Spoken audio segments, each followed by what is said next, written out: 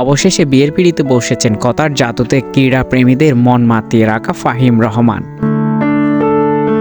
কন্যাও সবার পরিচিত এবং কতার জাদুতে একইভাবে মাত করা অহনা তাসনিম খান। দুজনেই আবার ফেসবুকে পোস্টের মাধ্যমে বিষয়টি জানিয়ে দিয়েছেন তার ভক্ত অনুরাগীদের। বিয়ে এবং বিভিন্ন অনুষ্ঠানের বেশ কিছু ছবি শেয়ার করে বিয়ের বার্তা দেন এই দুই তারকা।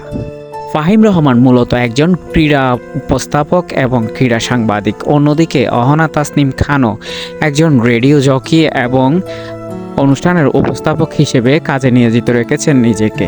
বর্তমানে ৭১ টিভির ক্রীড়া সাংবাদিকতায় যুক্ত রয়েছেন ফাহিম রহমান। অন্যদিকে নিজেরও ভেরিফাইড ফেসবুক পেজ এবং ইউটিউব পেজে নিয়মিত ক্রীড়া বিষয়ক ভিডিও উপস্থাপন করে দর্শকদের নিজের বুদ্ধিমত্তার জানান দিয়ে যাচ্ছেন প্রতিনিয়তই।